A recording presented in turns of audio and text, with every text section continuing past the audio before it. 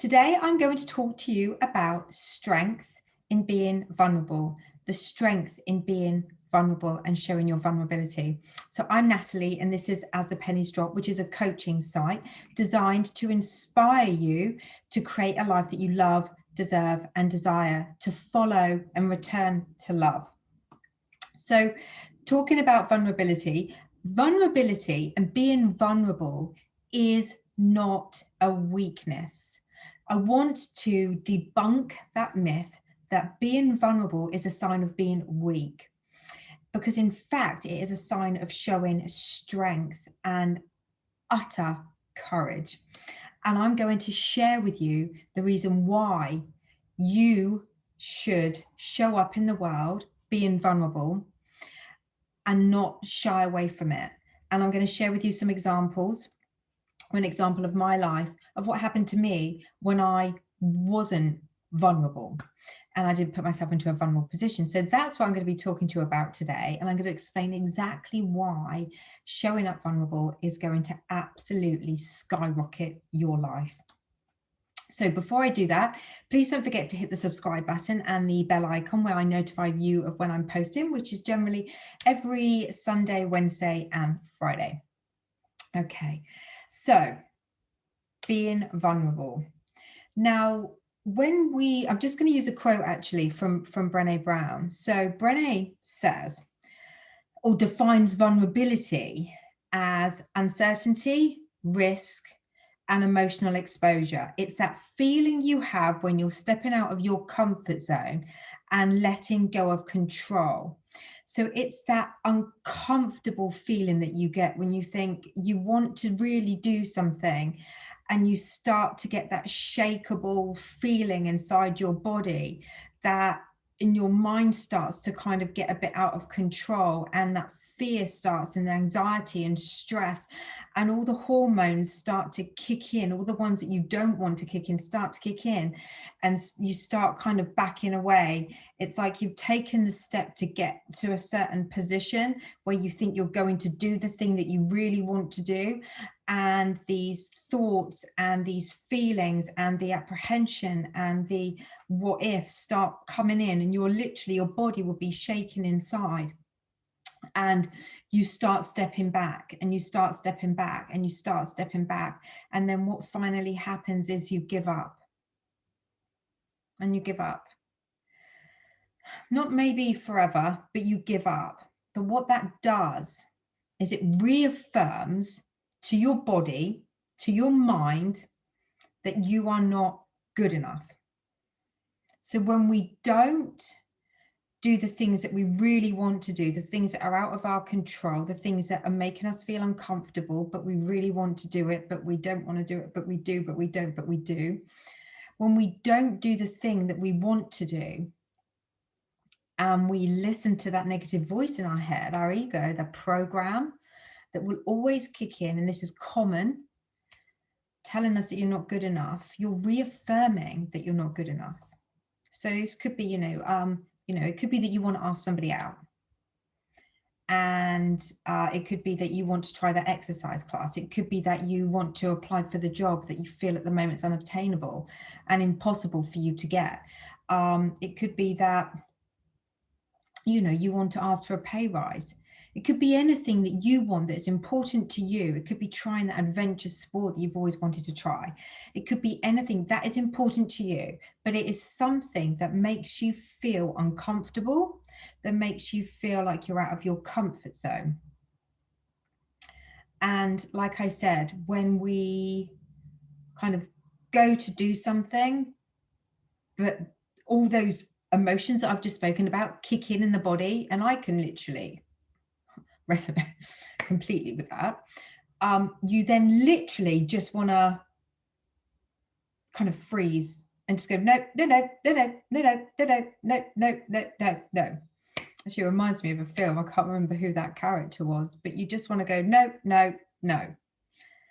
And what we're doing is just reaffirming to ourselves that we're not good enough, making it harder for the next time for us to try and the next time for us to try.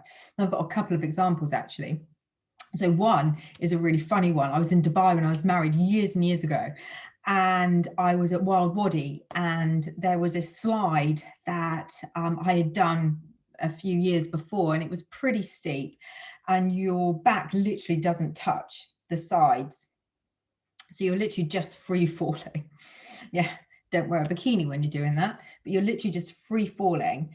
And I remember when I went back a couple of years later and I really wanted to do it again, but the fear, because I now knew what was going to happen, but the fear just kicked in of, oh my God, but what if it goes wrong this time? And I got right to the top, and then I had to walk all the way back down. And I really regret that. I really regret that. I regret that I didn't do that. I wasn't vulnerable enough to be able to do it, even though I'd done it before. I kind of, lost that fear. But another more probably relatable example is about my career. So for years I worked, and there's nothing wrong with this at all, I worked in a contact center for years, and I would look at other people doing all these other amazing jobs, my friends, and think about the money that they were earning as well. And I couldn't allow myself to be vulnerable enough to put myself into a position where I would try something new, because I just had no faith in myself. And the thought of standing up and talking in front of people, even though I used to teach exercise classes, but standing up and talking about business in front of people would scare the living daylights out of me. I just wouldn't do it. It was just not an option. It was, well, this is the safe option. At least I get paid. Okay, the money's not great, but at least I get paid. It's safe. I know what I'm doing on a daily basis. I can get the job done. I can go in, log in, do my work and leave. And I stayed in that environment for 6 years, and I hated it. I loved the people, but the job, it was so uninspiring. It was just dull as dishwater for me. But I stayed in that environment because it was safer for me and more comfortable for me to keep doing that, rather than taking myself out of that comfortable position and thinking about the quote that Brené said earlier. Vulnerability is uncertainty, risk, and emotional exposure. I would rather stick to where I was than go through that. Why? Because I worried about what people thought. What if people laughed at me? I worried about what if I couldn't do it? What if I got rejected? What if I failed and then I got sacked? I worried about doing something different. I worried about that. The anxieties it would kick in of even the thought. And, I'd look at my friends and think, wow, how are they doing that? But they would, the traveling and everything, and going and owning customer meetings. I'd be thinking, oh my God, how are they doing that? So I was like, no, I'm never going to be good enough for that. I'm never going to be good enough to be able to earn any more money. This is it. This is my life now. This is it. And what it actually comes down to, this suit of armor of protection. We think we're protecting ourselves, but what we're actually doing is we're stopping ourselves from being seen. We're stopping ourselves from growing, and all because we believe that we have to be perfect, that we have to be perfect to do what it is that we want to do. We have to be the perfect girlfriend, the perfect boyfriend, the perfect manager, the perfect yoga instructor, or the perfect whatever it is. We feel like we have to be perfect. And that is what holds you back from getting the life that you love, desire, and deserve. So showing up vulnerably is strength, and it is courage. And yes, it is scary. And yes, there is the unknown. And we tell ourselves, oh my God, the worst things could possibly happen, rather than focus on, well, what if somebody saw something in me that they actually really, really liked? What if somebody thought I was actually better than all the other candidates going for that job? What if the person that I wanted to ask out had been secretly wanting to ask me out all this time? What if? What if we stopped giving a damn about what people thought? What if we stopped worrying about whether we were perfect enough? What if we just let it go and just were open to the possibilities? It's kind of the beginner's mind thing, Shashen, beginner's mind. It's Japanese Zen Buddhism, Shashen. Just being open to uncertainty. So what if we could release that idea of having to be perfect at everything, which would then enable us to be able to move forward. So I'm going to share with you and get rid of that suit of armor, because that suit of armor is not doing you any good. It's holding you back from having the life that you love, desire, and deserve. And like I said, it held me back for 6 years. I stayed in a job that I did not like, and I was paid poorly. And I stayed in that job for 6 years because it made me feel comfortable and good. Well, it was just comfortable. It was secure. It's what I knew. It's where my friends were, you know. So the steps, I've basically just gone over them, but I'm just going to go over them again. So what steps can we take in becoming more at ease with being vulnerable? And it's a skill. It is a skill that you can develop. It's like with resilience. It's not something you were always born with naturally. Some people are. I wasn't. But it's a skill that you can develop over time. So the steps that we can take in becoming more at ease with being vulnerable is, number one, remembering that no one is perfect. No one. So let go of that thought of needing to be perfect. Remembering what I said, you know, it could be that that job that you apply for, that other people have applied for, they may even have more experience than you, but you could show up doing something that you think is ordinary and they think is spectacular. Number two, it takes a huge amount of courage to be vulnerable. So start with small steps. So for example, you want to join an exercise class on Zoom. Say it's a HIIT or in something session on Zoom. And you want to do it because you want to, you know, lose weight, or you want to get toned up, or for whatever reason you want to do it because you've always wanted to do it, but you've held yourself back. So what small steps could you take? Well, okay, number one, why not get the contact number of the instructor? Give them a call. Tell them, you know, you're extremely nervous. You really want to give this a go. You've never done anything like this before, but you want to get fit and healthy. Maybe lose a bit of weight. Maybe it's for toning up. Maybe you want to put on weight, whatever it is.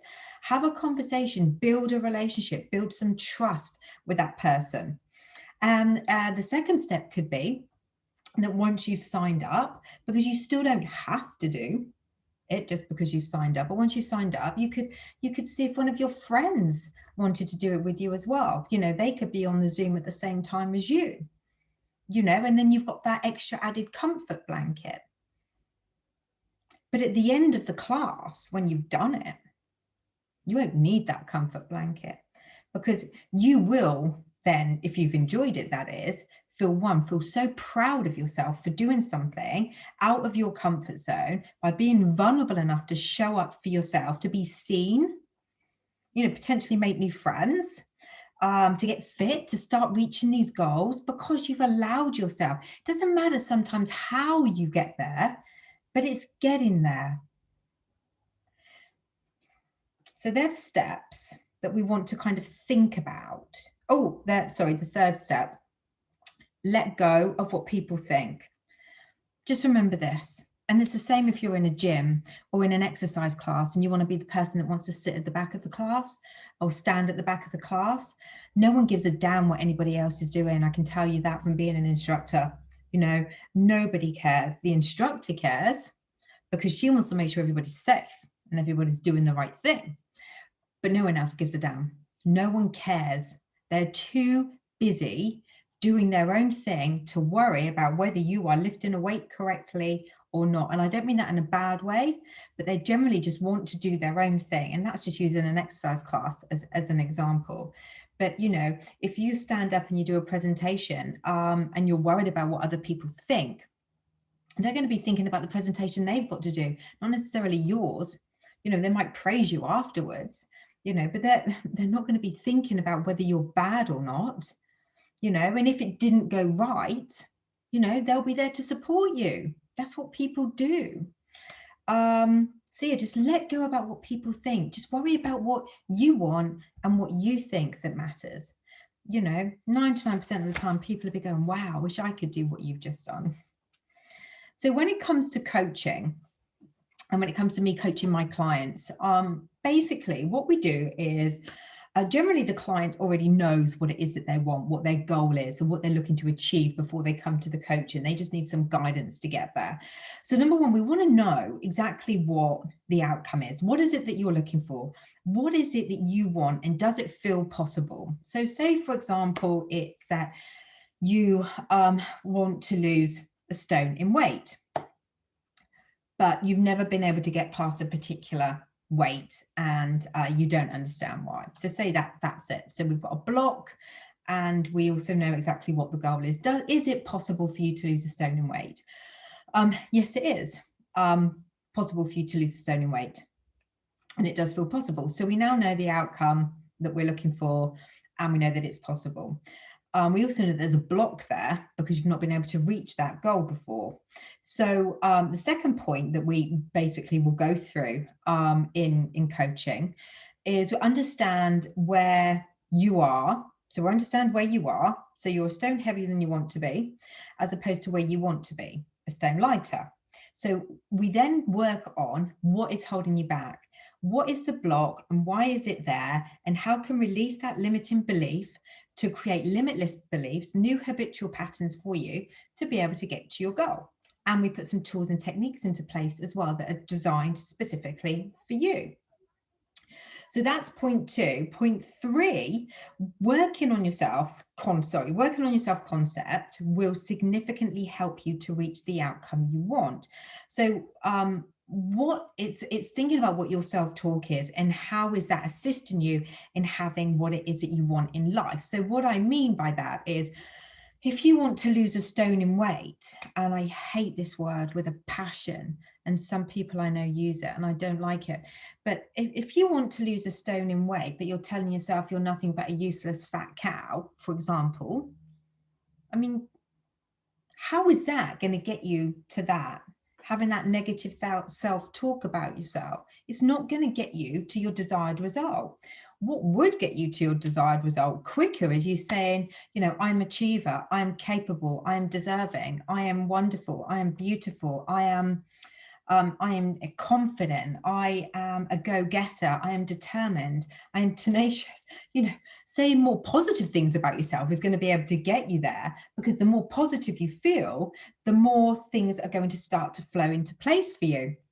So they're basically, that's just an example, but they're basically 3 steps. I mean, that's very highlighted and that's very much broken down into a lot more detail, obviously, in coaching. So if you're struggling to show up vulnerably and you don't know where to get the strength from, you don't know how, what is it that's holding you back from getting that thing that you want, from being that person that you've always wanted to be, and you're sick and tired of seeing other people having the things that you want, then that's when you can get in touch, because it's a free 30-minute consultation with no tie-ins at all. You can just talk to me for 30 minutes. And then if you want to continue with the coaching, then we do a one-to-one session that comes with a practical toolkit. And depending on whether you want it or not, this is an added extra, the hand holding element while you're not seeing me, you get some check-ins from me as well. So some guided, helpful check-ins to make sure that you're on track with things. So you basically, if you want to start to learn how to become stronger, to be more vulnerable, to come out of your comfort zone, to feel more encouraged, to have the courage to be vulnerable, and there's certain things that you want, you've always wanted, and like I said, you're sick and tired of seeing other people getting these things, and you're sitting back because you're scared, because you're worried about not being perfect, because you're worried about what people think, you know, get in touch. Simple. My contact details are in the link below. If you like this video, as always, please feel free to like, share and comment. But that is how you can become, and the reasons of becoming vulnerable and being vulnerable. So take care. I look forward to hearing from you about this, and I'll see you soon.